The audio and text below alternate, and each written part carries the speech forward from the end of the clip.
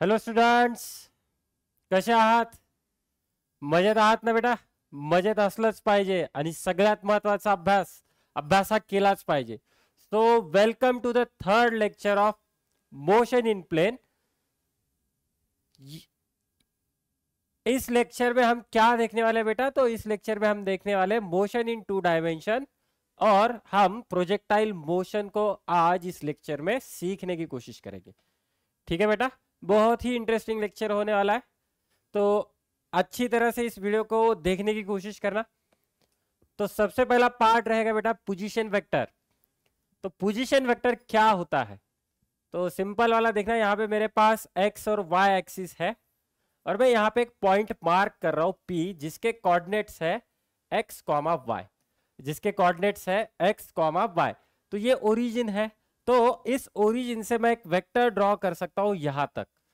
तो बेटा यहाँ पे देखना, ये जो वेक्टर दिखाई दे रहा है आप लोगों को, ये होगा मेरा पोजीशन वेक्टर. तो पोजीशन वेक्टर मुझे मिल जाएगा कुछ इस तरह से, OP vector. Okay, OP vector ले लो, या फिर मैं इसको एक नाम दे देता हूं. सपोज करना कि ये स्मॉल आर वेक्टर है, तो ये बनेगा अपना पोजीशन वेक्टर. ठीक, तो अब इसको हम एक्स कंपोनेंट और वाई कंपोनेंट में लिख सकते हैं बेटा. तो देखना, इसका एक्स डायरेक्शन में कितना मैग्नीट्यूड है, तो मतलब इसका ये डिस्टेंस कितना है, ये x डिस्टेंस है, और y में देखा जाए तो इसका डिस्टेंस कितना है, तो ये y डिस्टेंस है. तो मैं ये जो पोजीशन वेक्टर है ना, ये पोजीशन वेक्टर लिख सकता हूं कुछ इस तरह से, x i cap plus y j cap. ठीक है, तो ये क्या हो रहा है बेटा? इसका ये पोजीशन हो रहा है. ओके, तो ये OP vector is nothing but the position vector of point P, जिसको मैं कंपोनेंट के फॉर्म में यहां पे लिख पा रहा हूं, that is x i cap plus y j cap. तो मैं इसका मैग्नीट्यूड भी निकाल सकता हूं. मैग्नीट्यूड किस तरह से मिलेगा? Magnitude of r vector which is equal to x square plus y square. और इस वेक्टर ने कितना एंगल बनाया है एक्स एक्सिस के साथ, वो भी मैं निकाल सकता हूं. तो देखना, वो हो जाएगा मेरा tan theta which is equal to y component divided by x component. y component divided by x component. y component कितना है अपने पास? y है. x कंपोनेंट कितना है? x. तो मुझे यहां से थीटा मिल जाएगा. Theta is equal to tan inverse of y by x. ठीक, तो ये हुआ angle made by the vector with positive x axis. Similarly देखना, मैं यहाँ पे दूसरा पॉइंट भी ले सकता हूं. तो ये बनेगा मेरा पॉइंट Q. सपोज करना इसके कोऑर्डिनेट्स है x2 कॉमा y2. तो मुझे यहाँ पे अगर मैं एक वेक्टर ड्रॉ कर लूं कुछ इस तरह से, तो मुझे एक वेक्टर मिलेगा. वो कौन सा वेक्टर हो जाएगा? तो वो हो जाएगा OQ वेक्टर. OQ वेक्टर क्या है? OQ वेक्टर पोजीशन वेक्टर है. किसका बेटा? तो Q का पोजीशन वेक्टर है. तो मैं यहाँ पे लिख सकता हूँ OQ vector which is equal to x2 i cap plus y2 j cap. ठीक, तो देखना ये OQ वेक्टर हो रहा है. सिमिलरली अगर मैं यहाँ पे एक वेक्टर ड्रॉ कर दूं, सपोज करना कि वो वेक्टर कुछ इस डायरेक्शन में है, तो मुझे एक वेक्टर मिलेगा and that vector is nothing but the PQ vector. PQ vector क्या इंडिकेट कर रहा है बेटा? तो PQ वेक्टर क्या है? Position of Q, position of Q with respect to P, with respect to P. तो मतलब ये Q का पोजीशन वेक्टर है with respect to P. Okay, तो ये मुझे मिल जाएगा PQ वेक्टर. तो अब देखना ये किस तरह से मिलेगा. तो ये मैं यहां पे लिख सकता हूं x2 minus x i cap plus y2 minus y j cap. तो ये बन जाएगा उसका x और y कंपोनेंट. देखना यहाँ पे इनिशियली कोऑर्डिनेट थे मेरे x कॉमा वाई, बाद में कोऑर्डिनेट बन रहे x2 कॉमा y2. तो मुझे क्या मिला? यहाँ पे पोजीशन वेक्टर मिला. तो मैं इसको लिख सकता हूं, ये पोजीशन वेक्टर है किसका? Q का विथ रिस्पेक्ट टू P. समझ में आ रहा है? तो एक्चुअल में देखा जाए तो यही क्या हो रहा है मेरा? ये डिस्प्लेसमेंट वेक्टर होगा. यही क्या बनेगा मेरा बेटा? तो ये डिस्प्लेसमेंट वेक्टर बनेगा. ओके, अगर मैं दूसरे पॉइंट का किसी दूसरे पॉइंट, एक पॉइंट का दूसरे पॉइंट के साथ पोजीशन फाइंड आउट करने की कोशिश कर रहा हूं, मतलब मैं क्या फाइंड आउट कर रहा हूं बेटा वहां पे? तो मैं वहां पे फाइंड आउट कर रहा हूं उसका डिस्प्लेसमेंट. तो ये बनेगा अपना डिस्प्लेसमेंट वेक्टर. तो डिस्प्लेसमेंट वेक्टर हम किस तरह से लिख सकते हैं? सिंपल तरीके से देखना, displacement vector that is PQ vector. Okay, which is equal to, अगर मैं यहाँ पे अज्यूम कर रहा हूं कि P रहेगा मेरा x कॉमा y1 और Q रहेगा मेरा x2 कॉमा y2. तो अब इसका पोजीशन मुझे किस तरह से मिलेगा, या फिर इसका डिस्प्लेसमेंट, पार्टिकल का डिस्प्लेसमेंट किस तरह से मिलेगा? अगर पार्टिकल मेरा P से Q की तरफ चल रहा है तो वो मुझे मिलेगा x2 minus x1 i cap plus y2 minus y1 j cap. ठीक है, समझ में आ रहा है? तो ये बन रहा है मेरा डिस्प्लेसमेंट वेक्टर। ये कौन सा वेक्टर हो जाएगा बेटा? Displacement vector. तो मैं यहाँ पे इसका मैग्नीट्यूड निकाल सकता हूँ, मैं यहाँ पे इसका एंगल निकाल सकता हूँ। तो मैग्नीट्यूड किस तरह से बनेगा इस डिस्प्लेसमेंट वेक्टर का? डिस्प्लेसमेंट वेक्टर पी क्यू किस तरह से मिलेगा बेटा? तो वो मुझे मिलेगा x2 minus x1 whole square plus y2 minus y1 whole square. तो देखना बेटा, हम मैग्नीट्यूड निकाल रहे हैं, मतलब हम यहाँ पे क्या फाइंड आउट कर रहे हैं? तो सिंपल है, ये डिस्टेंस फाइंड आउट करने का तरीका है। आप लोगों ने ये किया है, डिस्टेंस फॉर्मूला, तो ये सिमिलर टू डिस्टेंस फॉर्मूला है। उसके बाद angle made by the vector, तो ये tan थीटा रहेगा। तो इसका क्या रहेगा? तो जनरल फॉर्मूला क्या है बेटा? y component divided by x component. ठीक है, y component divided by x component. y component कितना है अपने पास? तो वो है y2 minus y1। x component कितना है अपने पास? वो है x2 माइनस x1। ओके, तो ये बनेगा इसका एंगल, या फिर ये बनेगा इस पर्टिकुलर वेक्टर का स्लोप। ठीक है, तो थीटा मुझे यहां से मिल जाएगा, theta is equal to tan inverse of y2 minus y1 divided by x2 minus x1। तो ये आ गया angle made by the displacement vector. ये क्या है मेरा? Angle made by the displacement vector. Okay, तो देखना, हम आज जो भी स्टडी करने की कोशिश कर रहे हैं, हम उसे 2 डायमेंशन में स्टडी करने की कोशिश कर रहे हैं। मेरे पास 2 डायमेंशन है, एक्स और y axis, that is x y plane. ठीक, तो एक सिंपल क्वेश्चन करने की कोशिश करते हैं यहाँ पे। A particle moves in a plane such that its coordinates changes with time as x is equal to at and y is equal to bt, where a and b are constant. Then the position vector of the particle and its direction at any time t। तो मुझे इसका position vector पूछा गया है। तो position vector suppose करना कि r रहेगा, r vector is equal to x i cap plus y j cap, ये वाला था पोजीशन वेक्टर। ठीक, तो x की वैल्यू कितनी है अपने पास? तो वो है 80 आई कैप प्लस y की वैल्यू कितनी है बेटा? तो वो है bt जे कैप। तो ये बना मेरा पोजीशन वेक्टर। अब मैं इसका मैग्नीट्यूड भी निकाल सकता हूं। तो मैग्नीट्यूड ऑफ पोजीशन वेक्टर कितना हो जाएगा? ये टाइम के ऊपर डिपेंड कर रहा है। ओके, तो मैग्नीट्यूड देखना, ये कुछ इस तरह से बन जाएगा, 80 स्क्वायर प्लस bt स्क्वायर। ठीक, तो ये कुछ इस तरह से बन जाएगा a square plus b square into t, a square plus b square into t. और हमें क्या पूछा है? डायरेक्शन। तो एक चीज हमेशा याद रखना, अगर फिजिक्स में डायरेक्शन पूछा जाता है तो मुझे पॉजिटिव एक्स एक्सिस के साथ या फिर कोई दूसरे रेफरेंस के साथ एंगल पूछा जाता है।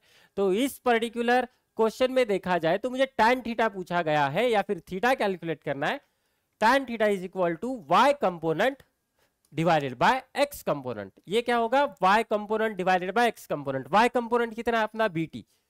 x कंपोनेंट कितना है अपना? वो है 80। ठीक है, तो यहाँ पे देखना, t ने t को मार दिया, मुझे मिल गया b बाय a।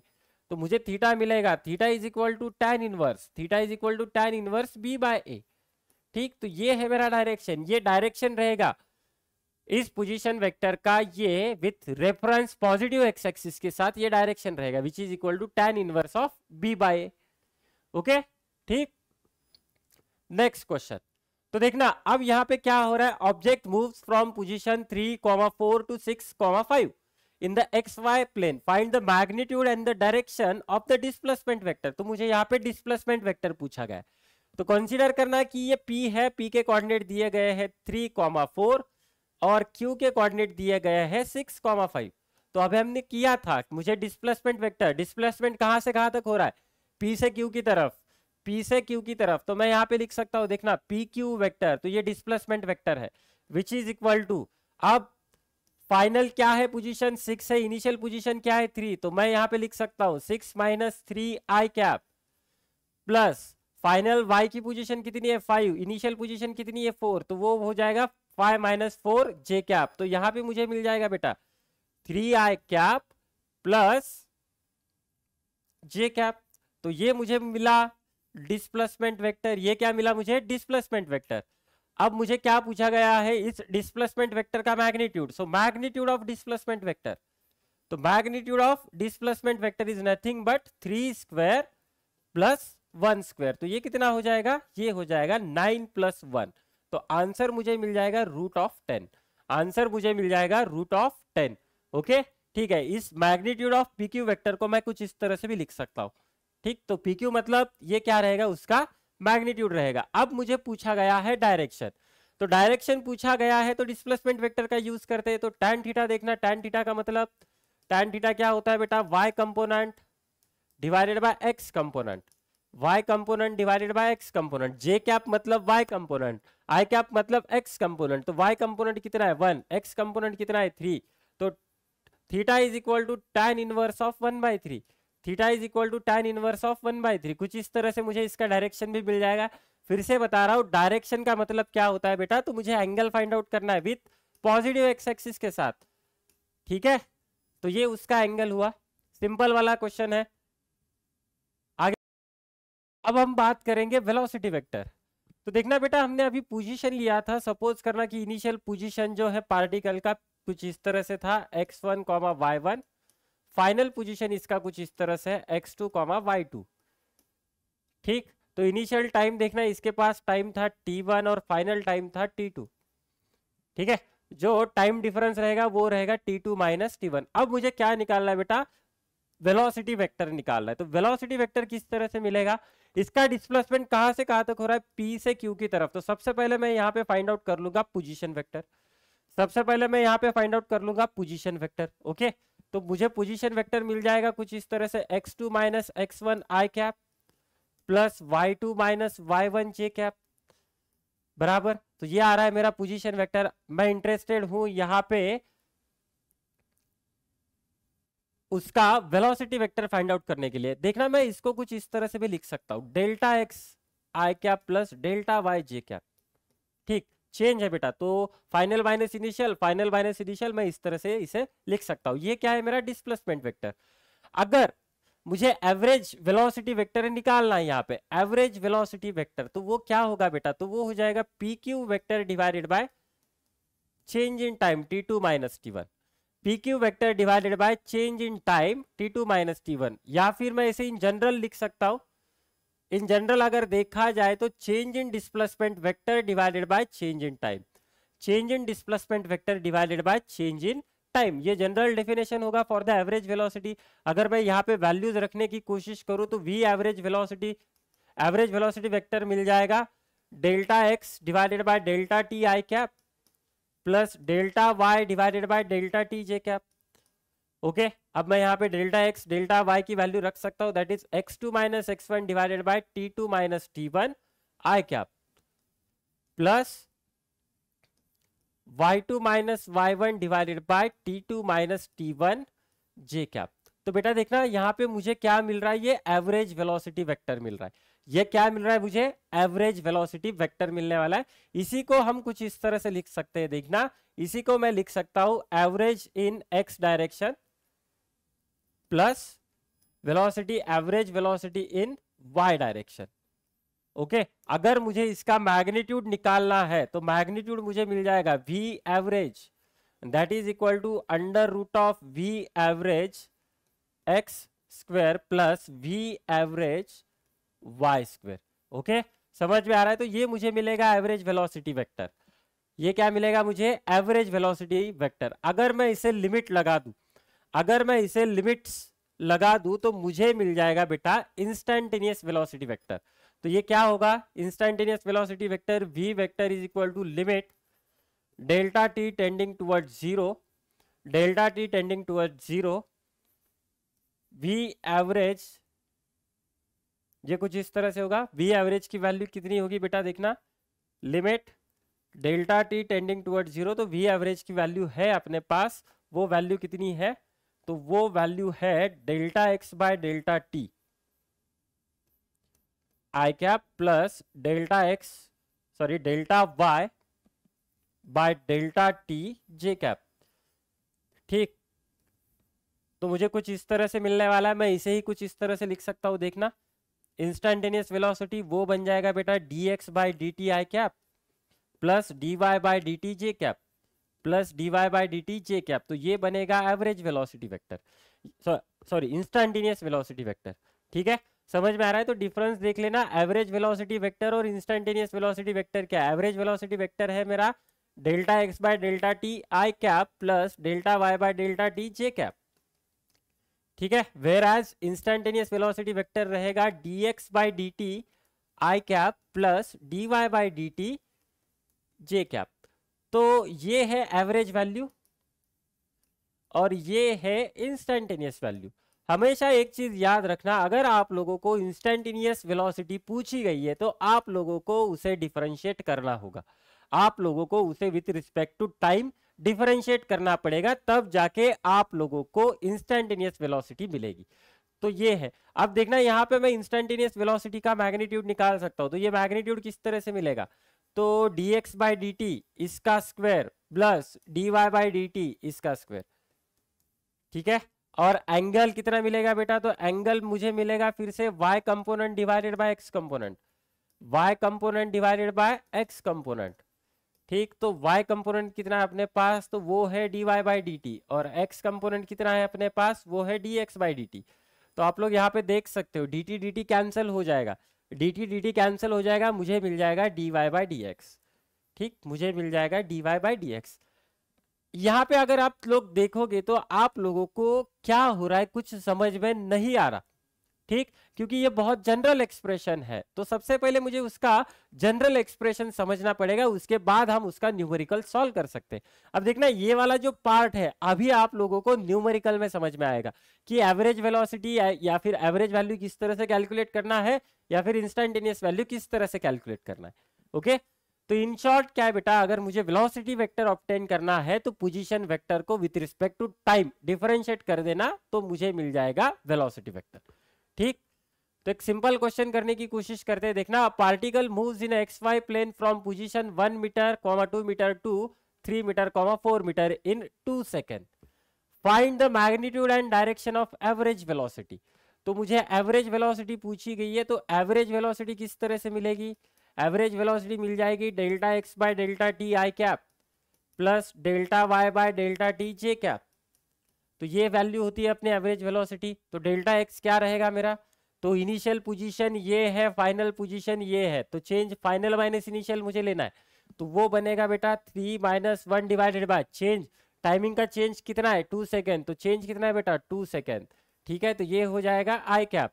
उसके बाद delta y by delta t, तो वो कितना है बेटा 4 माइनस 2, वो कितना है 4 minus 2 divided by 2, time change कितना है अपना 2 है।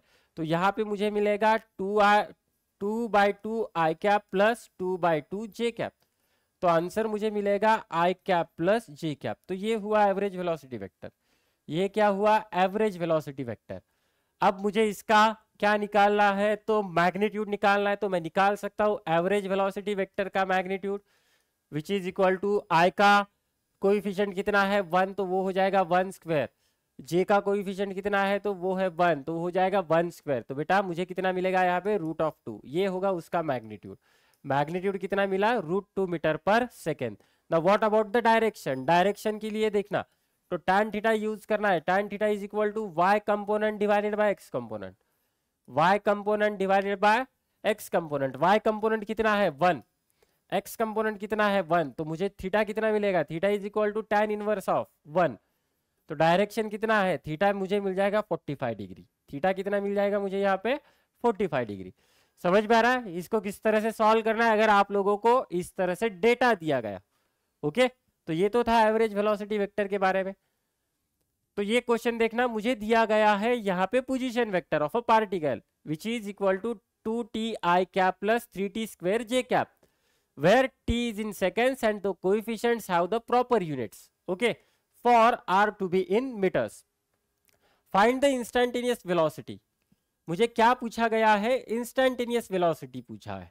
तो देखना बेटा, अगर मुझे इंस्टेंटेनियस वेलोसिटी फाइंड आउट करना है तो मुझे उसे डिफरेंशिएट करना पड़ेगा। मुझे किसको डिफरेंशिएट करना है, तो पोजीशन वेक्टर को मुझे यहां से यहां पे डिफरेंशिएट करना है विथ रिस्पेक्ट टू टाइम। तो ये है अपना position vector r vector which is given as 2t i cap plus 3t square j cap.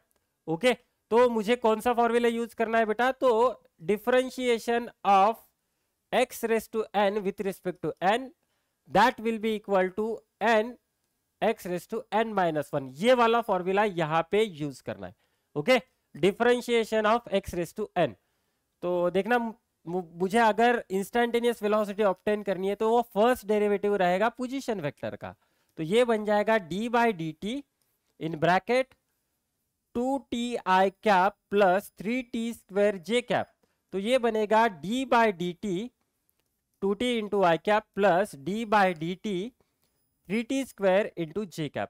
तो कोइफिशिएंट कांस्टेंट हम साइड में ले सकते हैं, ये बनेगा 2d by d T of t into I cap plus 3d by d T of t² into j cap. तो अगर हम यहाँ पे फॉर्मूला लगा दे तो ये मुझे मिल जाएगा 2 पावर 1 1 माइनस 1 0, तो ये आ जाएगा 2i कैप प्लस ये बन जाएगा 3 into 2 t raise to 2 minus 1 into j cap. तो बेटा मुझे यहाँ पे मिलेगा 2i कैप प्लस 6t जे कैप। तो ये हो रहा है मेरा इंस्टेंटेनियस वेलोसिटी। ये क्या है? मेरा इंस्टेंटेनियस वेलोसिटी है। अब मुझे यहाँ पे पूछा गया है find the magnitude and direction of instantaneous velocity at time t is equal to 2 second. ठीक है, तो मुझे यहाँ पे मैग्नीट्यूड और उसका डायरेक्शन पूछा गया है, लेकिन कब? जब टाइम मेरा 2 सेकेंड हो। तो अपने पास इक्वेशन क्या है बेटा? वेलोसिटी का इक्वेशन देखना, 2i कैप प्लस 6t जे कैप। तो इंस्टेंटेनियस वेलोसिटी मिलेगी मुझे 2i कैप प्लस 6t जे कैप। तो अब मुझे क्या करना है? At time t is equal to 2 second, 2 second दिया गया है, तो इंस्टेंटेनियस वेलोसिटी मिल जाएगी मुझे। तो वो कितनी है? 2i कैप प्लस 6 इंटू 2 जे कैप। ओके, तो ये मुझे मिल जाएगा 2i कैप प्लस 12 जे कैप। अब मैं इसका मैग्नीट्यूड निकाल सकता हूं। मैग्नीट्यूड तो वो कितना हो जाएगा? Under root of 2² plus 12²। तो ये बनेगा 4 प्लस 144, ये बनेगा 4 प्लस 144, तो ये आ जाएगा 148। तो ये आ जाएगा 148। फिर से एक बार कैलकुलेशन को क्रॉस चेक कर लेते हैं। तो देखना ये बनेगा 6t। तो हमने जो भी किया है सही किया है। अब दूसरी चीज क्या है बेटा? तो मुझे यहाँ पे निकालना है डायरेक्शन। डायरेक्शन मतलब एंगल निकालना है। तो मैं ये वाला इक्वेशन यूज कर लूंगा। मुझे इस इक्वेशन का यूज करना है। तो tan थीटा का फॉर्मूला क्या है बेटा? tan थीटा का फॉर्मूला है y component divided by x component. y component divided by x component. तो y कंपोनेंट कितना है? y कंपोनेंट है 12, x कंपोनेंट कितना है? 2, तो ये कितना आ जाएगा? 6। तो theta is equal to tan inverse of 6। Theta is equal to tan inverse of 6। तो ये बन जाएगा मेरा डायरेक्शन। ठीक है, तो ये क्या बनेगा बेटा? मेरा डायरेक्शन बनेगा। ओके, ठीक। तो हम आगे बढ़ते हैं बेटा। एक्सेलरेशन वेक्टर, तो फिर से वही वाला एक्सेलरेशन वेक्टर। एक्सेलरेशन मेरे पास दो तरह के हो सकते हैं, average acceleration and instantaneous acceleration. Average acceleration and instantaneous acceleration. फिर से वही वाला तरीका, अगर मुझे इंस्टेंटेनियस वैल्यू पूछी जाती है तो मुझे करना क्या है? तो उसको डिफरेंशिएट करना है। ठीक है, मतलब मुझे उसको डिफरेंशिएट करना है। किसको डिफरेंशिएट करना है बेटा? तो मुझे अब वेलोसिटी वेक्टर को डिफरेंशिएट करना है।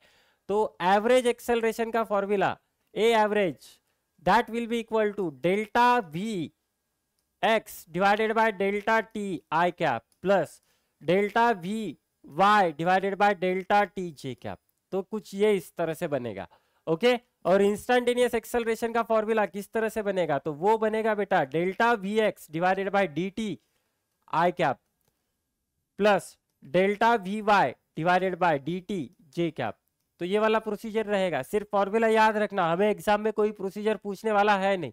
ठीक, तो इस तरह से रहेगा। अब मुझे एवरेज एक्सेलरेशन का मैं मैग्नीट्यूड यहाँ पे निकाल सकता हूँ। Magnitude of average acceleration that will be equal to delta v x divided by delta t square plus delta v y divided by delta t square. Similarly मैं इंस्टेंटेनियस एक्सेलरेशन का भी मैग्नीट्यूड निकाल सकता हूँ। That will be equal to d by d t v x square plus d by d t v y square. ठीक है, तो ये जनरल फॉर्मूला है। यहां से मुझे ज्यादा कुछ समझ में नहीं आएगा। अगर मुझे यहां से ज्यादा कुछ नहीं समझ में आता है तो हम यहाँ पे एक सिंपल न्यूमेरिकल्स करने की कोशिश करेंगे। देखना, तो यहाँ पे देखना मुझे दिया गया है velocity of particle changes from 3i cap plus 4j cap to 6i cap plus 5j cap in 2 second. Find the magnitude and direction of average acceleration. Okay, ठीक है, तो चेंज इन वेलोसिटी वेक्टर हम निकाल सकते हैं। Change in velocity vector,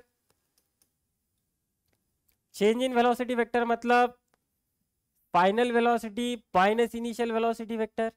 ठीक है, तो ये किस तरह से बनेगा, ये बनेगा 6i cap plus 5j cap minus 3i cap plus 4j cap. तो ये आ जाएगा, मुझे चेंज इन वेलोसिटी वेक्टर मिल रहा है।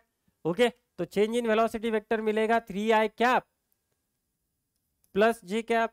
ओके ठीक, अब मुझे यहाँ पे निकालना है एवरेज एक्सेलरेशन। तो देखना ये जो पार्ट है ना बेटा, तो ये बनेगा डेल्टा वी एक्स, और ये इसका जो भी कोएफिशिएंट है वो बनेगा डेल्टा वी वाई। इस केस में इसका कोएफिशिएंट है 1। तो मुझे पूछा गया है एवरेज एक्सेलरेशन, तो वो हो जाएगा बेटा delta V vector divided by delta T. Delta V vector कितना है मेरे पास, 3i cap plus j cap, और टाइम कितना दिया गया है 2 सेकेंड। तो मुझे यहाँ पे मिल जाएगा 3/2i cap plus 1/2 j cap. Okay, तो ये मुझे मिला एवरेज एक्सेलरेशन वेक्टर। लेकिन मुझे क्या पूछा गया है, मैग्नीट्यूड एंड डायरेक्शन। तो मैग्नीट्यूड मुझे मिलेगा a average is equal to under root of, तो ये कितना हो जाएगा बेटा, तो वो हो जाएगा 3/2 स्क्वायर प्लस 1/2 स्क्वायर। तो ये बनेगा 9/4 प्लस 1/4 दैट इज 10/4। तो मुझे मिल जाएगा 5/2। मैग्नीट्यूड कितना मिल रहा है इसका, under root of 5/2 metre per second square. फिर से कैलकुलेशन चेक करते हैं, 9/4 plus 1/4, so that will be equal to 10/4। अब मुझे पूछा गया है डायरेक्शन ऑफ एवरेज एक्सेलरेशन, तो फिर से tan थीटा निकालना है। तो tan थीटा निकालना है मतलब क्या, कोई भी वेक्टर हो उसका y component divided by x component, y component divided by x component. बेटा y कंपोनेंट कितना आया है 1/2, x कंपोनेंट कितना है 3/2, तो ये 2 कैंसिल, मुझे कितना मिला 1/3। तो थीटा मुझे मिल जाएगा, theta is equal to tan inverse of 1/3। ठीक, तो ये उसका एंगल हो जाएगा। समझ में आ रहा है, that is direction of average acceleration. Okay clear. अब देखना जैसे ही हम यहाँ पे न्यूमेरिकल सॉल्व करने की कोशिश करते हैं, तो मेरे जो भी डाउट्स है वो अब सॉल्व होने लगते हैं। तो जितना ज्यादा न्यूमेरिकल की प्रैक्टिस करोगे, जितना ज्यादा डीपीपी को अच्छी तरह से सॉल्व करोगे, उतना ज्यादा आप लोगों के लिए अच्छा रहेगा, और जिसके वजह से आप लोगों का कॉन्फिडेंस भी बढ़ने वाला है। ठीक, चलो नेक्स्ट। तो देखना फिर से मुझे दिया गया है यहाँ पे position of a particle. Okay, t is in seconds and the coefficients have the proper units are to be in meters। तो यहां पे देखना क्वेश्चन अपना इनकम्प्लीट है, तो मैं इसे कंप्लीट करने की कोशिश करता हूं। Find instantaneous acceleration, find instantaneous acceleration. First question, find its magnitude, find its magnitude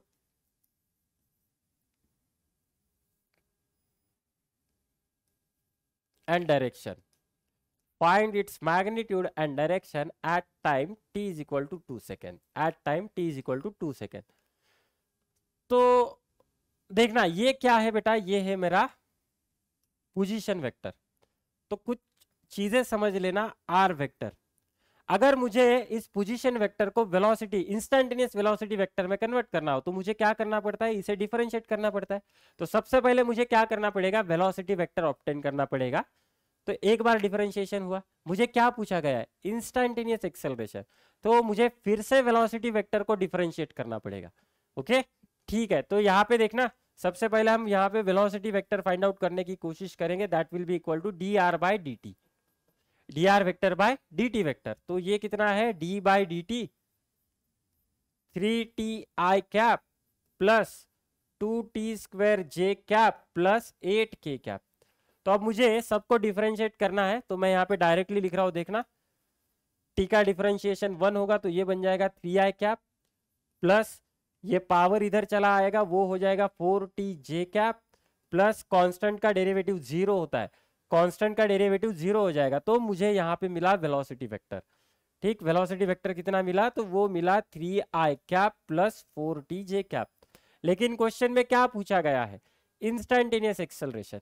question में क्या पूछा गया है, इंस्टैन्टेनियस एक्सेलरेशन। तो मुझे वेलोसिटी को फिर से डिफरेंशिएट करना पड़ेगा। To obtain the instantaneous acceleration मुझे वेलोसिटी वेक्टर को डिफरेंशिएट करना पड़ेगा। ठीक है, तो वेलोसिटी वेक्टर देखना अपना क्या है बेटा, वो है 3i cap plus 4t(j), 3i plus 4t(j). तो ये कांस्टेंट है, यहाँ पे देखना वेरिएबल t नहीं है तो ये कांस्टेंट बन जाएगा। कांस्टेंट का डेरिवेटिव कितना होता है? 0 होता है। तो ये बनेगा 0 प्लस 4j। ये कितना बनेगा? 0 प्लस 4j। तो इंस्टेंटेनियस एक्सेलरेशन मिला। इंस्टेंटेनियस एक्सेलरेशन कितना मिला बेटा? तो वो मिला मुझे 4j मीटर पर सेकंड स्क्वायर।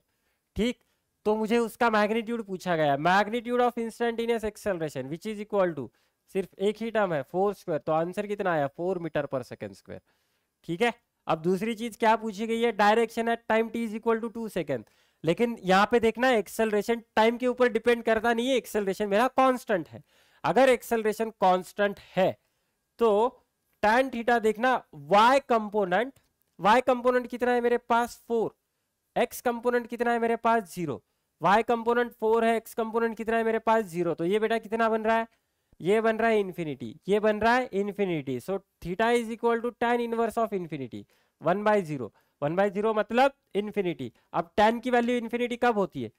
तो tan मतलब sine by cos, sine 91 cos 90 0, तो 1/0। तो ये मुझे मिलेगा एंगल 90 डिग्री। तो ये एंगल कितना बना रहा है बेटा? 90 डिग्री। ठीक, एंगल बना रहा है ये 90 डिग्री। ठीक है, तो ये क्वेश्चन थोड़ा सा इनकम्प्लीट था, तो मैंने कुछ हाइपोथेटिकल डेटा लेके इसको सॉल्व करने की कोशिश की। ठीक है बेटा, अच्छी तरह से देखना, इसे अच्छी तरह से समझ लेना। अब हम देखेंगे motion, that is projectile motion. Projectile motion मतलब क्या होता है बेटा? तो मोशन इन 2 डायमेंशन। तो ये एग्जांपल है मोशन इन 2 डायमेंशन का, याद रखना। Projectile motion is nothing but the example of motion in 2 dimensions. ठीक, प्रोजेक्टाइल मोशन को किस तरह से डिफाइन करते हैं बेटा हम? तो प्रोजेक्टाइल मोशन को हम बोल सकते हैं मोशन अंडर ग्रेविटी। ये क्या रहेगा? Motion under gravity. For example, अगर आप कोई बॉल या फिर स्टोन फेंकने की कोशिश करोगे तो आप लोगों ने देखा होगा कि उसका जो पाथ रहता है या फिर उसका जो ट्रैजेक्टरी रहेगा, ट्रैजेक्टरी किस तरह से होता है मेरा? तो कुछ इस डायरेक्शन में, देखना कुछ इस डायरेक्शन में। अगर जमीन से फेंकने की कोशिश कर रहे हो, अगर आप किसी बिल्डिंग से या फिर किसी हाइट से उसे फेंकने की कोशिश करोगे तो ये कुछ इस तरह से नीचे आएगा। तो यहाँ पे मुझे क्या दिखाई दे रहा है? तो पैराबोलिक पाथ दिखाई दे रहा है। ठीक है, समझ में आ रहा है? यहाँ पे क्या दिखाई दे रहा है मुझे? पैराबोलिक पाथ दिखाई दे रहा है। ओके, तो प्रोजेक्टाइल मोशन का मतलब क्या होता है? Motion under gravity. For example, cricket का बॉल रहेगा या फिर स्टोन रहेगा या फिर रॉकेट, हम रॉकेट को बाहर भेजने की कोशिश करते तो वो क्या होता है? That is the example of the projectile motion. Okay, ठीक, तो प्रोजेक्टाइल मोशन स्टडी करने के लिए मुझे कुछ अजम्पशंस यहाँ पे लेने होते। कौन से अजम्पशंस है? अगर मैं ये सारे अजम्पशंस लेके उसे स्टडी करता हूं तो हम जो भी स्टडी करने वाले हैं वो सिंपल हो जाएगा। ठीक, अगर मैं इन सब को कंसीडर करूंगा तो मेरा स्टडी बहुत कॉम्प्लेक्स होगा। तो हमारे लेवल के लिए हम क्या करने वाले? कुछ अजम्पशन करने वाले। तो सबसे पहला अजम्पशन यहां पे रहेगा, we are going to neglect the air resistance. ठीक है, हम यहां पे एयर रेजिस्टेंस कंसीडर करने वाले हैं नहीं। नेक्स्ट, अब जो effect of curvature of earth है, अर्थ का जो कर्वेचर रहेगा, हमें पता है कि अर्थ पूरा गोल तो है नहीं, स्फेरिकल है नहीं, ऊपर से दबा हुआ है और साइड से कुछ इस तरह से एक्सपांड हुआ है, जिसे हम बल्जिंग कहते हैं, बराबर ना? तो इसका भी इफेक्ट हम यहाँ पे निग्लेक्ट करने वाले। We are going to neglect the effect of curvature of the earth. Okay, similarly we are going to neglect the effect of rotation of earth. ये भी सारी चीजें इंपैक्ट करेगी अपने स्टडी को, तो इसीलिए हम क्या करने वाले? उसे निग्लेक्ट करने वाले। और सबसे इंपॉर्टेंट चीज, the value of g. Value of g मतलब एक्सेलरेशन ड्यू टू ग्रेविटी, जिसकी वैल्यू कितनी होती है बेटा? तो वो होती है 9.81 मीटर पर स्क्वायर। तो इसको हम कांस्टेंट लेने वाले हैं। इसको हम क्या करने वाले बेटा? कांस्टेंट लेने वाले हैं एट ऑल पॉइंट्स, हर जगह पे। प्रोजेक्टाइल मोशन का अगर देखना ये वाला एग्जांपल, अगर मैं यहाँ पे अलग अलग पॉइंट लेने की कोशिश करता हूं तो मैं जी की वैल्यू हर जगह पे कांस्टेंट लूंगा, मैग्नीट्यूड में भी और डायरेक्शन में भी। और हमें पता है जी का डायरेक्शन क्या होता है? Direction of g always in the downward direction. Direction is always downwards.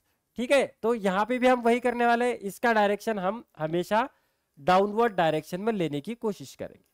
ठीक, तो ये कुछ अजम्पशन है। सबसे इंपॉर्टेंट अजम्पशन यही है, जी की वैल्यू हमेशा कांस्टेंट रहेगी मैग्नीट्यूड में और डायरेक्शन में। ओके, ठीक है। अब मुझे करना क्या है बेटा, तो प्रोजेक्टाइल मोशन को स्टडी करना है। तो प्रोजेक्टाइल मोशन को अगर स्टडी करना है तो ये क्या है, तो मोशन इन 2 डायमेंशन। ये क्या है बेटा, मोशन इन 2 डायमेंशन। ये मोस्टली मेरा एक्स और वाई प्लेन में रहेगा। तो मैं यहाँ पे एक्स और वाई प्लेन ड्रॉ करने की कोशिश करता हूं, देखना। तो ये रहेगा मेरा वाई एक्सिस, और ये रहेगा मेरा कुछ इस तरह से एक्स एक्सिस। ओके, ठीक। तो अब हम यहाँ पे करने क्या वाले हैं, हम ऑब्जेक्ट को फेंकने वाले हैं। हम ऑब्जेक्ट को क्या करने वाले बेटा, यहां से फेंकने वाले। तो कुछ इस तरह से सपोज करना, ऑब्जेक्ट को मैंने कुछ इस तरह से फेंक दिया है। ठीक है, तो ये उसका इनिशियल वेलोसिटी रहेगा u, ऑब्जेक्ट का इनिशियल वेलोसिटी रहेगा u, और ऑब्जेक्ट हॉरिजॉन्टल के साथ एक एंगल बना रहा है थीटा। ऑब्जेक्ट हॉरिजॉन्टल के साथ एक एंगल बना रहा है। देखना ये क्या है, motion in 2 dimension, x axis की तरफ भी है, वाई एक्सिस की भी तरफ है। तो अगर मुझे इसे स्टडी करना है तो इसके जो कोऑर्डिनेट है मैं इसको इंडिपेंडेंटली स्टडी कर सकता हूं। इंडिपेंडेंटली स्टडी कर सकता हूं मतलब क्या, मैं इसको एनालाइज एक्स डायरेक्शन में अलग तरीके से कर सकता हूं या फिर सेपरेटली कर सकता हूं। सिमिलरली मैं इसको वाई डायरेक्शन में भी सेपरेटली एनालाइज कर सकता हूं। तो देखना ये 2 डायमेंशन है, 2 डायमेंशन वाला मोशन है, तो इसको स्टडी करने के लिए मैं एक एक डायमेंशन अलग अलग लेने की कोशिश करूंगा। ठीक है, तो एक्स डायरेक्शन में देखा जाए और वाई डायरेक्शन में। अब यहाँ पे बहुत इंपॉर्टेंट चीजें हैं वो समझ लेना, x direction and y direction. ठीक, तो एक्स डायरेक्शन में जो एक्सेलरेशन रहेगा, एक्सेलरेशन 0 रहेगा। प्रोजेक्टाइल मोशन में एक्स डायरेक्शन में एक्सेलरेशन 0 होता है। मतलब इसका मतलब क्या हुआ बेटा, so velocity in x direction is going to be the constant. Velocity in x direction is going to be constant. समझ में आ रहा है, एक्स डायरेक्शन में एक्सेलरेशन 0 रहेगा, where as in y direction acceleration is going to be -g। Acceleration is going to be the -g। मतलब क्या हुआ बेटा, तो ये यूनिफॉर्म मोशन है और ये यूनिफॉर्मली एक्सेलरेटेड मोशन है। समझ लेना, एक्स डायरेक्शन में अगर इस मोशन को स्टडी करने की कोशिश करूं तो ये बनेगा मेरा यूनिफॉर्म मोशन। यूनिफॉर्म मोशन मतलब वेलोसिटी मेरी हमेशा कांस्टेंट रहेगी। ठीक, ये यूनिफॉर्म मोशन है एक्स डायरेक्शन में। वाई डायरेक्शन में ये क्या है बेटा, तो ये यूनिफॉर्मली एक्सेलरेटेड मोशन है। ठीक, यहां पे एक्सेलरेशन कांस्टेंट है, यहां पे मेरा वेलोसिटी कांस्टेंट है, एक्सेलरेशन इज कांस्टेंट। तो हम यहां पे बोलते हैं इसे यूनिफॉर्मली एक्सेलरेटेड मोशन। ठीक है, uniform accelerated motion, uniform accelerated motion. तो बेटा मैं यहां पे काइनेमेटिक्स के इक्वेशन यूज कर सकता हूं। यहां पे मैं सिंपल तरीका यूज करने वाला, यूनिफॉर्म मोशन है मतलब वेलोसिटी स्पीड, वो क्या होता है बेटा, तो वो होता है डिस्टेंस डिवाइडेड बाय टाइम। एक चीज याद रखना, स्पीड क्या रहेगा यहाँ पे, डिस्टेंस डिवाइडेड बाय टाइम। तो यहाँ पे मैं क्या कौन सी चीजें यूज कर सकता हूँ, तो ये वाला इक्वेशन यूज कर सकता हूँ, s is equal to u t plus half a t square. ठीक, v is equal to u plus a t. तो ये सारे इक्वेशन मैं वाई डायरेक्शन में यूज कर सकता हूँ। एक्स डायरेक्शन में कुछ करने की जरूरत है नहीं, एक्स डायरेक्शन में मैं directly velocity is equal to distance divided by time लिख सकता हूँ। तो एक चीज हमेशा याद रखना, in x direction acceleration is 0, in y direction acceleration is -g, that is acceleration due to gravity। अब हम इसी का यूज करके इसका पाथ या फिर इसका डायग्राम ड्रॉ करने की कोशिश करेंगे। तो u क्या है, u is nothing but the initial velocity of the projectile. जो भी ऑब्जेक्ट हम फेंकने वाले हैं ना उसे कहा जाता है प्रोजेक्टाइल। ये कितना एंगल बना रहा है एक्स एक्सिस के साथ, ये एक्स एक्सिस के साथ थीटा एंगल बना रहा है। तो अब यहां पे देखना मैं इसके कंपोनेंट ले सकता हूं। तो ये बनेगा मेरा x कंपोनेंट, ये बनेगा मेरा x कंपोनेंट। तो x कंपोनेंट कितना है बेटा, ux cos theta, not ux। तो x कंपोनेंट बनेगा मेरा u cos theta. x component क्या बनेगा मेरा, u cos theta. Next y direction में देखा जाए तो मुझे y कंपोनेंट मिलेगा, वो मिलेगा मुझे y sin u sin theta. ठीक, तो वेलोसिटी के कंपोनेंट मिलने वाले, एक्स डायरेक्शन में u cos theta, y direction में u sin थीटा। तो अब हम एक एक चीज समझने की कोशिश करते हैं। मैं यहाँ पे कुछ पॉइंट्स मार्क करने की कोशिश करता हूं। देखना, अब ऑब्जेक्ट यहां से यहां तक आया, ठीक है। सपोज करना ऑब्जेक्ट मेरा यहां से यहां तक आया। अब क्या होगा बेटा, एक्स डायरेक्शन में वेलोसिटी क्या है अपनी, कांस्टेंट है। मतलब ये जो वेलोसिटी वेक्टर है, हम यहाँ पे जो भी ये वेलोसिटी वेक्टर ड्रॉ करेंगे वो एग्जैक्टली इक्वल ड्रॉ करेंगे। वो क्या करेंगे, हम इक्वल ड्रॉ करेंगे, क्योंकि एक्स डायरेक्शन में मेरी वेलोसिटी क्या है, कांस्टेंट है। लेकिन वाई डायरेक्शन में देखा जाए तो ये यूनिफॉर्मली एक्सेलरेटेड मोशन है, ऊपर जा रहा है। मतलब ये जो वेलोसिटी है, ये वेलोसिटी आगे जाके बाय द टाइम वो वेलोसिटी मेरी क्या होने वाली है बेटा, कम होने वाली। तो यहाँ पे देखना, ये बड़ा है और ये मैं छोटा वेक्टर यहाँ पे ड्रॉ कर रहा हूँ। अब मुझे इन दोनों का रिजल्टेंट मिलेगा। इन दोनों का रिजल्टेंट किस तरह से, तो मैं यहाँ पे लॉ ऑफ पैरेललोग्राम यूज करूंगा, उसको कंप्लीट करने की कोशिश करूंगा, तो ये मुझे कुछ इस तरह से रिजल्टेंट मिलेगा। ठीक, अब देखना मैं ये वाला पॉइंट कंसीडर कर रहा हूं, ठीक है। अब यहाँ पे क्या होगा, फिर से वही वाला तरीका, हॉरिजॉन्टल डायरेक्शन में वेलोसिटी मेरी कांस्टेंट है, वर्टिकल डायरेक्शन में वेलोसिटी मेरी अब कम होने वाली है, क्योंकि हमें पता है जैसे हम ऑब्जेक्ट ऊपर फेंकते हैं तो वेलोसिटी ऊपर जाते समय वेलोसिटी उसकी कम कम होने लगती है। तो ये मेरा वर्टिकल कंपोनेंट जो है बाय द टाइम वो कम होने वाला है, लेकिन हॉरिजॉन्टल कंपोनेंट मेरा हमेशा कांस्टेंट रहेगा, हमेशा सेम रहेगा। तो देखना, अब यहाँ पे अगर मैं पैरेललोग्राम कंप्लीट करने की कोशिश करूं तो ये मुझे कुछ इस तरह से पैरेललोग्राम मिलेगा। तो देखना, पहले एरो कुछ इस तरह से था, अब एरो इस तरह से हो रहा है, अब एरो इस तरह से हो रहा है। और एरो का लेंथ भी देखना, आप एरो का लेंथ, क्यूमुलेटिव इफेक्ट देखा जाए तो लेंथ भी मेरा क्या हो रहा है, कम हो रहा है। तो हम यहाँ पे अलग अलग पॉइंट्स ले रहे हैं, ये ए पॉइंट, ये बी पॉइंट, अब मैं यहाँ पे सी पॉइंट। सपोज करना कि ऑब्जेक्ट हाईएस्ट पोजीशन पे चला गया है, ठीक। ऑब्जेक्ट क्या है बेटा, मेरा हाईएस्ट पोजीशन पे चला गया है, ओके। ये मैं हाईएस्ट पोजीशन कंसीडर कर रहा हूं। तो एट हाईएस्ट पोजीशन पे क्या होता है, तो वेलोसिटी इन वर्टिकल डायरेक्शन मेरी जीरो होती है। वेलोसिटी इन वर्टिकल डायरेक्शन क्या होगा बेटा, मेरा जीरो होगा। लेकिन हमें पता है हॉरिजॉन्टल डायरेक्शन में वेलोसिटी अपनी सेम ही होनी चाहिए, क्योंकि एक्सेलरेशन हॉरिजॉन्टल डायरेक्शन में जीरो है, ठीक। तो ये कंपोनेंट मेरा हमेशा सेम ही रहेगा, वर्टिकल कंपोनेंट जीरो हो जाएगा, ओके। तो यहाँ पे मुझे रिजल्टेंट इसी के ऊपर मिलेगा, ये ही बनेगा मेरा रिजल्टेंट, ओके। और वो क्या रहेगा, u cos थीटा, वो क्या रहेगा, u cos थीटा। अब देखना, अगर ये नीचे आने की कोशिश कर रहा है तो मैं ये सेम वाला पॉइंट यहाँ पे लेने की कोशिश करूंगा, देखना, ठीक है। ये यहाँ पे मैंने पॉइंट ले लिया। अब फिर से वही वाला हॉरिजॉन्टल डायरेक्शन में वेलोसिटी अपनी सेम, हॉरिजॉन्टल डायरेक्शन में वेलोसिटी सेम, वर्टिकल डायरेक्शन में अब वेलोसिटी जब वो नीचे आएगा ऑब्जेक्ट, तब वेलोसिटी उसकी इंक्रीज होने वाली है, और वेलोसिटी का डायरेक्शन डाउनवर्ड रहेगा, वेलोसिटी का डायरेक्शन डाउनवर्ड। यहाँ पे जितना अपवर्ड डायरेक्शन में वेलोसिटी, उतना ही वेलोसिटी यहाँ पे डाउनवर्ड डायरेक्शन में होना चाहिए। फिर से मैं इसका रिजल्टेंट निकालने की कोशिश करता हूँ, तो रिजल्टेंट मुझे कुछ इस तरह से मिलेगा, ठीक। पैरेललोग्राम अगर कंप्लीट करें तो रिजल्टेंट मुझे कुछ इस तरह से मिलेगा। नेक्स्ट, फिर से मैं यहाँ पे अलोंग दिस, मैं यहाँ पे एक पॉइंट लेने की कोशिश करूंगा, ठीक। थोड़ा सा मैं इसे मिनिमाइज करता हूं, लेट मी सी, ओके। मैंने इसको थोड़ा सा मिनिमाइज किया है क्योंकि मेरा डायग्राम अब थोड़ा सा बाहर जाएगा, ओके, ठीक है। तो देखना, फिर से हॉरिजॉन्टल डायरेक्शन में वेलोसिटी सेम, वर्टिकल डायरेक्शन में अब वेलोसिटी इतनी होगी, ठीक है, जो कि डाउनवर्ड डायरेक्शन में होगी, ठीक। तो फिर से मुझे यहाँ पे रिजल्टेंट मिलेगा कुछ इस डायरेक्शन में, ये बन जाएगा मेरा रिजल्टेंट, ठीक। तो ये बनेगा अपना रिजल्टेंट, ओके। तो अगर मैं ये सारे पॉइंट्स ज्वाइन करने की कोशिश करूं, ठीक, अगर मैं ये सारे पॉइंट्स ज्वाइन करने की कोशिश करूं तो मुझे एक पाथ मिलेगा, और आप लोगों को दिखाई देगा कि ऑब्जेक्ट जो है बेटा, my object is going in the parabolic path. अगर ये सारे पॉइंट्स में ज्वाइन करने की कोशिश करूं तो ये क्या हो रहा है बेटा, तो ये पैराबोला फॉलो कर रहा है। तो ये क्या हो रहा है, ये पैराबोला फॉलो कर रहा है, ओके। समझ में आ रहा है। तो ये डायग्राम है प्रोजेक्टाइल मोशन का। तो यहाँ पे ये डायग्राम निकालने के लिए आप लोगों को एक चीज याद रखनी है।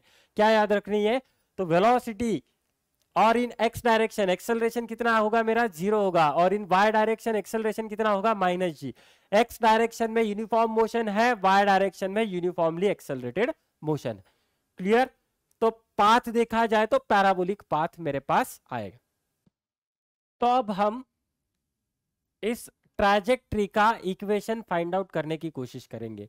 जो हमने यहाँ पे देखा है कि प्रोजेक्टाइल का जो पाथ है पैराबोलिक पाथ है, ठीक है, इसी को कहा जाता है ट्रैजेक्टरी। तो मुझे इस ट्रैजेक्टरी का इक्वेशन फाइंड आउट करना है।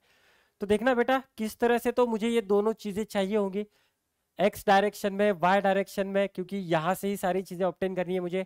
एक्स डायरेक्शन में देखा जाए तो एक्स डायरेक्शन में यूनिफॉर्म मोशन है, ठीक, एक्स डायरेक्शन में यूनिफॉर्म मोशन है, ओके। और वाई डायरेक्शन में देखा जाए तो वाई डायरेक्शन में यूनिफॉर्मली एक्सेलरेटेड मोशन है, ठीक। तो मैं यहां पे सिर्फ डायरेक्टली लिख रहा हूं एक्सेलरेटेड मोशन, शायद स्पेलिंग गलत हो, इग्नोर करना उसे, यूनिफॉर्मली एक्सेलरेटेड मोशन है, ओके, ठीक। तो हमने देखना प्रोजेक्टाइल को फेंका है यू वेलोसिटी के साथ, जो कि एंगल बना रहा है थीटा हॉरिजॉन्टल के साथ। तो इसका हॉरिजॉन्टल कंपोनेंट एक्स डायरेक्शन में कंपोनेंट कितना है, u cos theta, y direction में कंपोनेंट कितना है, यू साइन थीटा। तो अब मुझे यही यूज करना है। सो मैं यहां पे लिख रहा हूं, देखना एक्स डायरेक्शन में distance in x direction, distance in x direction किस तरह से होगा, तो डिस्टेंस का फॉर्मूला रहेगा velocity in x direction multiplied with time, ठीक है। कोई जो भी टाइम रहेगा तो उसे हम मल्टीप्लाई करेंगे। वेलोसिटी इन एक्स डायरेक्शन कितना है बेटा, तो वेलोसिटी इन एक्स डायरेक्शन है u cos theta into T. Velocity in x direction कितना है, u cos theta into T. तो मैं यहाँ पे अज्यूम कर लेता हूँ, मुझे जनरल इक्वेशन ऑब्टेन करना है डिस्प्लेसमेंट इन एक्स डायरेक्शन। तो सपोज करना कि वो एक्स है, let s x is equal to x, that is displacement in x direction कितना है, एक्स। तो मैं यहाँ पे लिख सकता हूँ x is equal to u cos theta, ठीक। तो ये वाला एक इक्वेशन मिला। Now for the y direction, y direction में मुझे डिस्प्लेसमेंट निकालना है, तो मुझे ये वाला फॉर्मूला यूज करना पड़ेगा, s is equal to u t plus half a t square, क्योंकि मेरे पास इनिशियल वेलोसिटी है, ये क्या है, इनिशियल वेलोसिटी है। तो मैं इस इक्वेशन को मॉडिफाई कर सकता हूं, देखना displacement in y direction is equal to velocity, initial velocity in y direction plus into t plus half acceleration in y direction into t square. तो फिर से मैं यहां पे अज्यूम कर लेता हूं, देखना let displacement in y direction is equal to y, सिर्फ अज्यूम कर रहा हूं, इन जनरल इस इक्वेशन को ऑब्टेन करने की कोशिश कर रहा हूं। तो मुझे मिलेगा y is equal to u y into t plus half a y into t square. तो अब देखना y डायरेक्शन में क्या है बेटा, तो y डायरेक्शन में वेलोसिटी कितनी है अपनी, u sine theta. y direction में वेलोसिटी कितनी है, u sine theta, okay. y direction में एक्सेलरेशन कितना है अपना, माइनस जी इंटू टी स्क्वायर, समझ में आ रहा है। y डायरेक्शन में अपना एक्सेलरेशन कितना है, minus g, acceleration in y direction कितना है बेटा अपना, माइनस जी। तो ये दूसरा इक्वेशन मिला। अब देखना मुझे करना क्या है, मुझे यहाँ पे x और y के बीच में रिलेशन ऑब्टेन करना है। क्या करना है मुझे, x और y के बीच में रिलेशन ऑब्टेन करना है। तो मैं क्या करने वाला हूं, देखना इस इक्वेशन से t की वैल्यू निकाल लेता हूं। तो t की वैल्यू मुझे मिल जाएगी x divided by u cos theta, x divided by u cos theta. तो ये वैल्यू उठा के इस t की वैल्यू मैं इस इक्वेशन में डालने वाला हूं, ठीक। तो मुझे यहाँ पे इक्वेशन मिलेगा, इक्वेशन क्या होगा बेटा, तो वो हो जाएगा y is equal to u sine theta into t की वैल्यू कितनी है, x divided by u cos theta, ठीक है, x divided by u cos theta minus half g, t square है तो ये बन जाएगा x square divided by u cos theta. तो इसका स्क्वायर हो जाएगा, टोटल स्क्वायर ले लेते हैं हम यहाँ पे। तो देखना ये you you cancel, sine theta by cos theta क्या होगा, तो वो बन जाएगा x tan थीटा, वो कितना बन जाएगा x tan theta minus half g x square divided by u square cos square theta, ठीक। तो ये बनेगा मेरा इक्वेशन ऑफ ट्रैजेक्टरी। ये क्या है बेटा, मेरा इक्वेशन ऑफ ट्रैजेक्टरी है। प्रोसीजर को समझ लेना, एक्सेलरेटेड मोशन है, यूनिफॉर्म मोशन है, तो डायरेक्टली मैंने डिस्प्लेसमेंट का फॉर्मूला लगा दिया, तो velocity is equal to displacement divided by time. तो इसका यूज करके मैंने हॉरिजॉन्टल डायरेक्शन में डिस्प्लेसमेंट निकाल लिया, सिमिलरली वर्टिकल डायरेक्शन में भी मैंने डिस्प्लेसमेंट निकाल लिया बाय यूजिंग द इक्वेशन, ये वाला इक्वेशन यूज करके, ठीक। उसके बाद मैंने यहां से t की वैल्यू कैलकुलेट कर ली, t की वैल्यू यहां से उठाई और इस इक्वेशन में डाल दी, तो मुझे एक इक्वेशन मिला कौन सा इक्वेशन मिला बेटा, तो y is equal to x tan theta minus gx² divided by 2u² cos² theta. तो बेटा ये जो इक्वेशन है ना, तो ये इक्वेशन इस इक्वेशन के साथ मैच होता है, ax plus bx², ax² plus bx²। So this is the general equation of parabola. ये किसका इक्वेशन है, तो ये पैराबोला का इक्वेशन है। इसीलिए देखना अपना जो प्रोजेक्टाइल का पाथ है, आप लोग यहाँ पे देख पा रहे हो, ये पैराबोलिक पाथ कवर कर रहा है। ये कौन सा पाथ कवर कर रहा है यहाँ पे, पैराबोलिक पाथ। तो अच्छी तरह से देख लेना डेरिवेशन यहाँ पे किस तरह से हमने एक्स डायरेक्शन में और वाई डायरेक्शन में डिस्प्लेसमेंट कैलकुलेट करने की कोशिश की। नेक्स्ट, अब next time of flight of a projectile.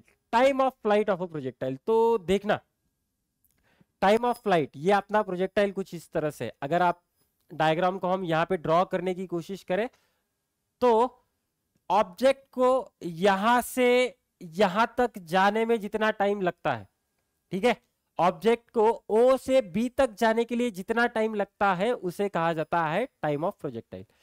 Time required to object to reach on the ground, या फिर हम बोल सकते हैं to reach on the reference level, तो उसे कहा जाएगा टाइम ऑफ प्रोजेक्टाइल या फिर टाइम ऑफ फ्लाइट। ठीक, ये होता है मेरा time of flight. Time required to go to object, तो इसको देखना इस तरह से भी हम कर सकते हैं। तो यहाँ पे एक पॉइंट ले लेता हूं, सो this is the maximum height, ये क्या होगा, मैक्सिमम हाइट होगा। तो time required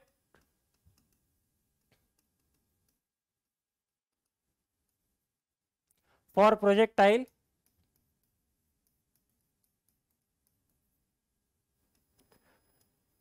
to go from O to A and come back from A to B. So this is called as a time of flight. इसे कहा जाता है time of flight. अब एक चीज याद रखना, जितना टाइम ऊपर जाने के लिए लगता है उतना ही टाइम नीचे आने के लिए लगता है। Always remember this thing, time required to go in the upward direction is equal to time required to come in the downward direction. So इसे कहा जाता है time of ascent। time of ascent मतलब ऊपर जाने का time must be equal to time of descent। Okay, spelling cross check कर लेना, शायद गलत हो सकता है। ठीक, हम स्पेलिंग के ऊपर यहाँ पे ज्यादा चर्चा नहीं करने वाले। तो ऊपर जाने का time must be equal to नीचे आने का टाइम, ये हमेशा रहेगा।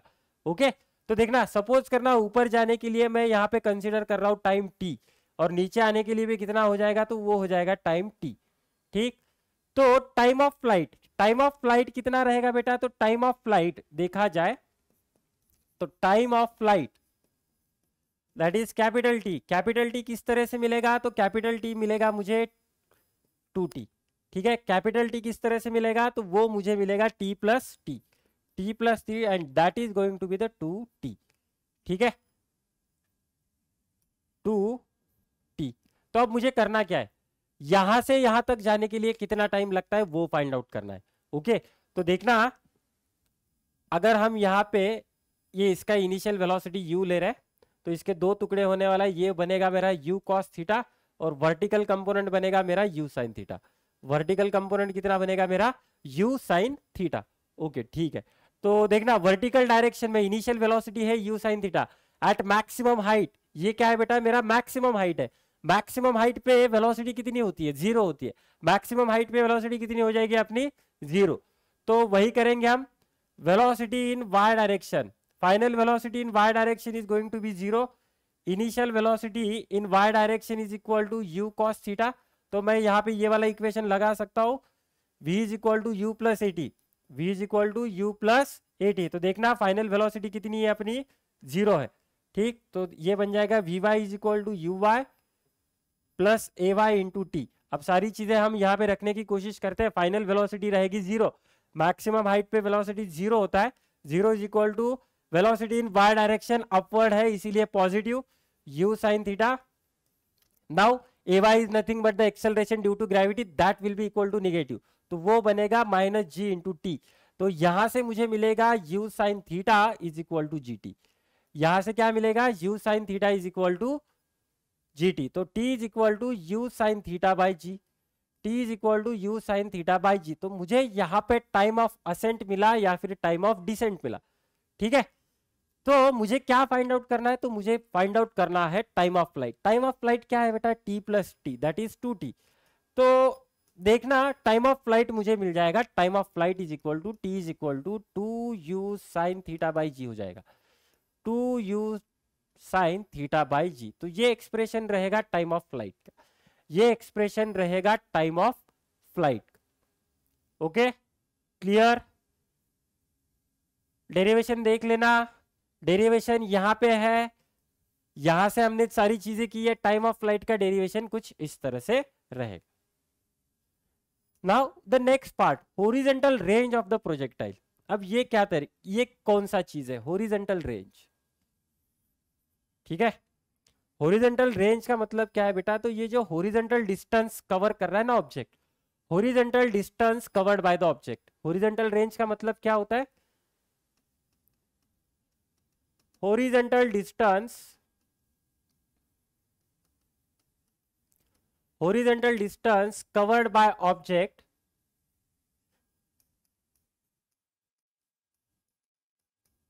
ड्यूरिंग, लेकिन कौन से टाइम में, तो ये रहेगा ड्यूरिंग टाइम ऑफ फ्लाइट। ये कहां पे रहेगा, during time of flight, is called as a range of the projectile, उसे कहा जाता है रेंज। तो यहां पे देखना, ये जो डिस्टेंस कवर कर रहा है ना, यहां से यहां तक वाला डिस्टेंस, तो ये होता है मेरा रेंज ऑफ द प्रोजेक्टाइल। ये क्या रहेगा बेटा, रेंज ऑफ द प्रोजेक्टाइल। तो फिर से वही वाला तरीका, हॉरिजॉन्टल कंपोनेंट, वर्टिकल कंपोनेंट, ये अपना इनिशियल वेलोसिटी है u, हॉरिजॉन्टल कंपोनेंट है अपने पास u cos थीटा, जो कि हमेशा कांस्टेंट रहेगा। वर्टिकल कंपोनेंट है u sin थीटा, जो कि हमेशा टाइम के साथ चेंज होने वाला है। लेकिन अब मुझे हॉरिजॉन्टल का लेना दे, सॉरी वर्टिकल का लेना देना है नहीं। मैं क्या करने वाला हूं, मुझे हॉरिजॉन्टल वाला डिस्टेंस फाइंड आउट करना है, ठीक। हॉरिजॉन्टल में देखा जाए तो यूनिफॉर्म मोशन, तो डिस्टेंस किस तरह से मिलेगा, distance is equal to velocity into time, ठीक है। Distance is equal to velocity into time. Uniform motion में डिस्टेंस या फिर डिस्प्लेसमेंट, डिस्टेंस या फिर displacement is equal to velocity, speed into time. Okay, speed into time या फिर velocity into time. Okay, तो टाइम कितना है बेटा मेरा, टाइम ऑफ फ्लाइट है। टाइम कितना है मेरा, टाइम ऑफ फ्लाइट। और हॉरिजॉन्टल डायरेक्शन में वेलोसिटी कितनी है, तो वो है u cos theta. Horizontal direction में वेलोसिटी कितनी है, u cos थीटा। तो टाइम ऑफ फ्लाइट का फॉर्मूला क्या है, 2u sin theta by g. तो मैं यहां पे रख सकता हूं, तो वो बनेगा 2u sin theta by g, ठीक है। तो मुझे कुछ इस तरह से मिलेगा, यहाँ पे u स्क्वायर 2 sin थीटा into cos theta by g, ठीक है। अब एक फॉर्मूला है अपने पास, 2 sin थीटा इंटू कॉस थीटा को मैं लिख सकता हूं sin 2 थीटा। तो मुझे यहाँ पे रेंज मिलेगा u square sine 2 theta by g, u square sine 2 theta. ये 2 थीटा है बेटा, ये स्क्वायर है नहीं। तो डिस्टेंस क्या है अपना, रेंज। तो रेंज ऑफ द प्रोजेक्टाइल मुझे मिलेगा r is equal to u square sine 2 theta by g. So this is called as a range. अब मुझे मैक्सिमम रेंज कब मिलेगी, जब साइन 2 थीटा की वैल्यू होगी 1। तो समझ लेना यहां पे condition, for maximum range, for maximum range, ठीक है, sine 2 theta must be equal to 1, sine 2 theta must be equal to 1। तो इसका मतलब क्या हुआ बेटा, थीटा कितना होना चाहिए, theta that is theta must be equal to 45 degree, theta must be equal to 45 degree. समझ लेना मैक्सिमम रेंज कब मिलेगा, अगर मैं प्रोजेक्टाइल को फेंकने वाला विथ एंगल 45 डिग्री। ओके, ठीक है। तो अगर ऐसा हो, अगर ऐसा हो तो आर बनता है मेरा आर मैक्स, आर बनेगा r max and which is equal to u square by g, वो बनेगा यू स्क्वायर बाय जी। तो ये जो रेंज का फॉर्मूला है ना बेटा, तो रेंज का फॉर्मूला अब मेरा मॉडिफाई हो जाएगा। रेंज का फॉर्मूला बन जाएगा are max into sine 2 theta, r is equal to r max into sine 2 theta. देखना अब ये वैल्यू मैं यहां पे रख रहा हूं, यू स्क्वायर बाई जी की वैल्यू कितनी है, आर मैक्स। तो ये मैक्सिमम हॉरिजॉन्टल रेंज है, ये क्या है बेटा मेरा मैक्सिमम हॉरिजॉन्टल रेंज। समझ में आ रहा है, सिंपल वाला है। horizontal distance covered by object during the time of flight is called as a range of the projectile. तो हॉरिजॉन्टल डायरेक्शन में अपना वेलोसिटी हमेशा कांस्टेंट है। अगर वेलोसिटी कांस्टेंट है तो डिस्टेंस निकाल सकता हूं मैं, वेलोसिटी इनटू टाइम। टाइम क्या है अपना, time of flight, which is equal to 2u sin theta by g. 2u sin theta by g, ये u cos थीटा है, तो मुझे यहाँ पे मिलेगा range is equal to u square sine 2 theta by g. और मैक्सिमम रेंज के लिए याद रखना एंगल ऑफ प्रोजेक्शन थीटा क्या है मेरा, तो ये थीटा एंगल ऑफ प्रोजेक्शन है। एंगल ऑफ प्रोजेक्शन 45 डिग्री होना चाहिए, तब मुझे मैक्सिमम रेंज मिलता है। So r is equal to r max into sine 2 theta. ये कुछ इस तरह से फॉर्मूला अपना मॉडिफाई हो जाएगा। ओके बेटा, तो अब हम बात करेंगे मैक्सिमम हाइट के बारे में। ठीक है, तो मुझे यहाँ पे मैक्सिमम हाइट फाइंड आउट करना है, तो देखना व्हाट इज मैक्सिमम हाइट। तो ये जो है अपना प्रोजेक्टाइल मोशन है, तो ये जो प्रोजेक्टाइल जो हम u वेलोसिटी से ऊपर फेंकने वाले हैं, तो यहाँ पे जा रहा है, तो ये पॉइंट क्या होगा, तो ये पॉइंट बनेगा मैक्सिमम हाइट वाला पॉइंट। तो मुझे यही निकालना है, तो ये क्या रहेगा, let that is capital H. Maximum height कितना है, तो मैं यहाँ पे कंसीडर कर रहा हूँ कैपिटल एच। यहाँ पे जाके उसकी वेलोसिटी हो जाएगी 0, वर्टिकल वेलोसिटी हो जाएगी 0, फिर वो नीचे आने की कोशिश करेगा। तो ये रहेगा maximum height of a projectile. Now to obtain the maximum height of a projectile, हम ये वाला इक्वेशन यूज करेंगे, v square minus u square is equal to 2as। ठीक है, अब देखना ये जो भी हम कैलकुलेशन करेंगे वर्टिकल डायरेक्शन में करने की कोशिश करेंगे या फिर वाई डायरेक्शन में करने की कोशिश करेंगे। तो ये final velocity in y direction minus initial velocity square in x direction is equal to 2ay। और इसने कितना डिस्टेंस कवर किया है, तो h डिस्टेंस कवर किया है, तो s की जगह पे मैं यहाँ पे h लिखने वाला हूँ। At maximum height final velocity होती है 0। इनिशियल वेलोसिटी वर्टिकल डायरेक्शन में देखा जाए तो ये बनेगा मेरा u sin theta. Vertical direction में ये कितना बनेगा बेटा, तो वो बनेगा u sin थीटा, तो वो हो जाएगा u square sine square theta is equal to 2। Acceleration in y direction कितना होता है, तो वो होता है minus g. Acceleration in y direction कितना होता है, वो होता है माइनस जी। तो यहाँ पे माइनस माइनस प्लस हो जाएगा, मुझे हाइट मिल जाएगा, height is equal to u square sine square theta divided by 2g। U square sine square theta divided by 2g। तो ये है maximum height of a projectile. ये क्या रहेगा, maximum height of a projectile. Formula देखना, u square sine square theta divided by 2g। तो हमने यहाँ पे मैक्सिमम रेंज फाइंड आउट करने की कोशिश की, तो यहाँ पे क्या था, यू स्क्वायर। कॉमन चीजें देख लेना, दोनों तरफ कॉमन क्या है, यू स्क्वायर।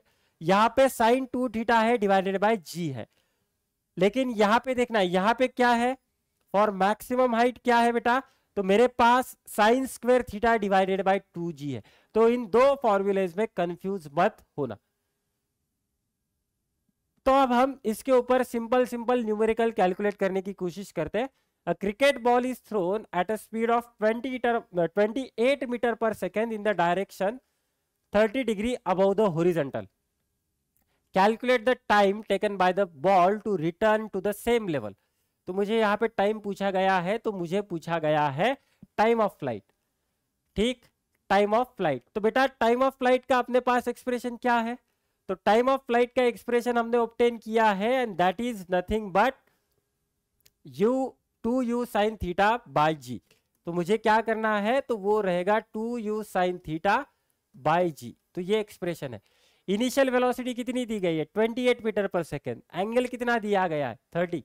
तो 2u 28 साइन ऑफ 30 और जी एक्सेलरेशन ड्यू टू ग्रेविटी, तो हम यहाँ पे 10 ले लेते हैं क्योंकि स्पेसिफाई नहीं किया, इससे कैलकुलेशन इजी हो जाएगा।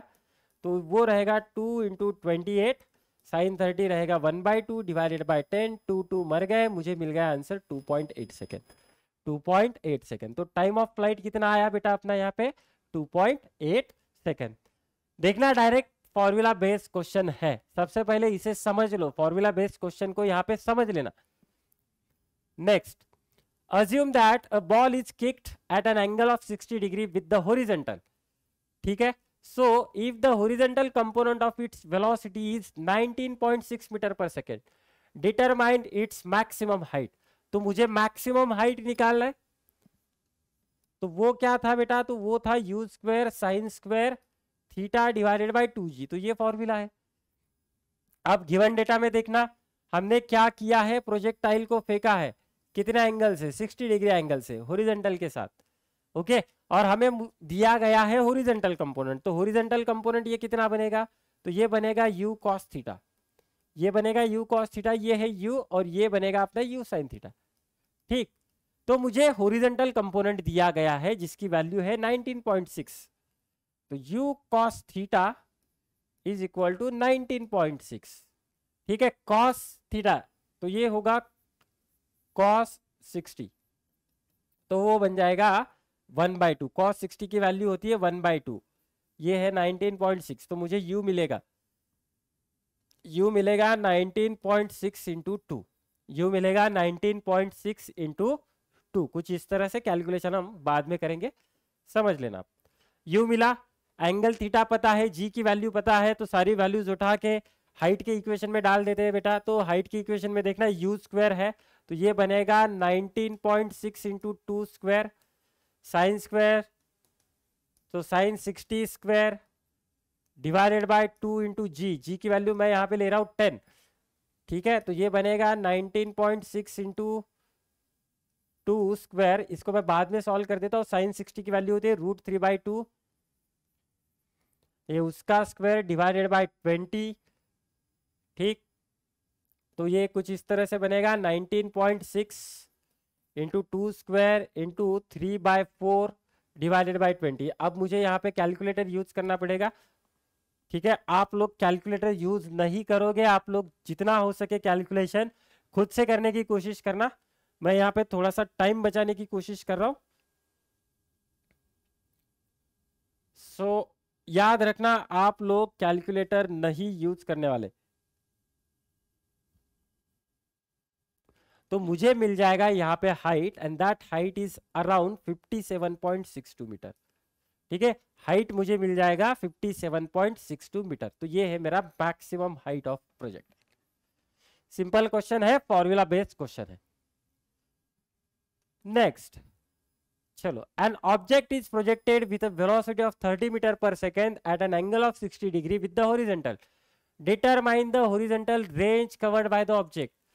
तो रेंज निकालना है मुझे। रेंज का क्या फॉर्मूला है अपने पास, तो देखना, रेंज का फॉर्मूला कंफ्यूज नहीं होना है, तो ये है रेंज का formula, r is equal to u square sine 2 theta divided by g. ठीक है, sine 2 theta divided by g. तो एंगल कितना दिया गया है मुझे, 60 डिग्री, तो ये बनेगा u square into sine 2 into 60, okay, divided by g. U की वैल्यू है 30, तो ये बनेगा 30 स्क्वायर साइन 120। अगेन मैं जी की वैल्यू यहाँ पे ले रहा हूँ 10, दिया नहीं है तो मैं 10 ले सकता हूँ। तो देखना ये कितना हो जाएगा, तो ये बनेगा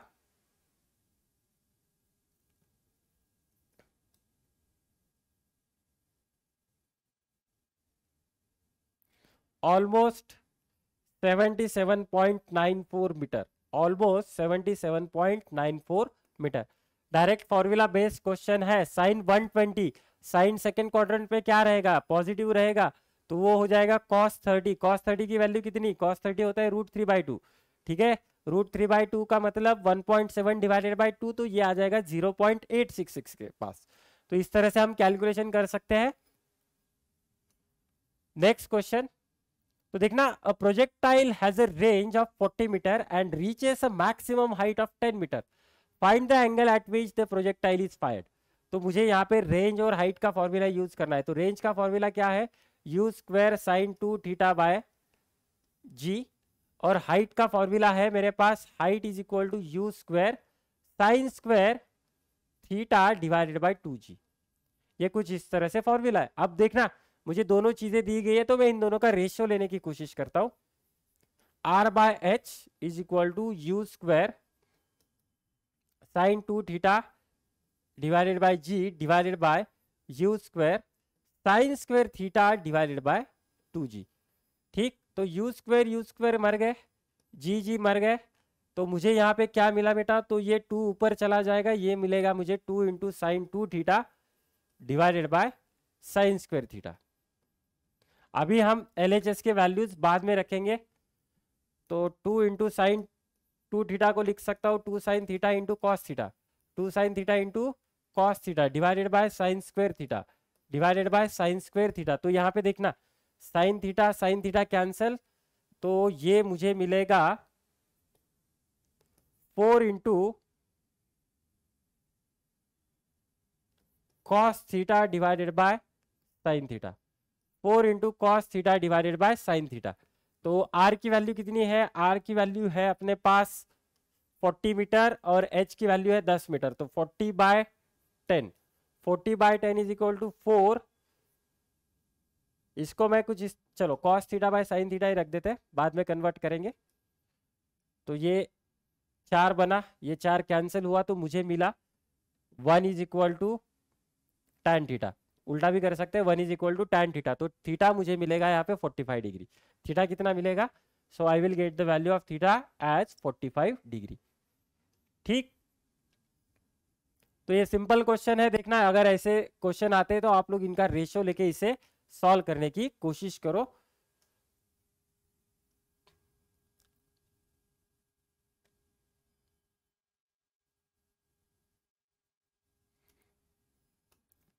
ठीक, find the angle of projection of a projectile for which horizontal range and the maximum height are equal।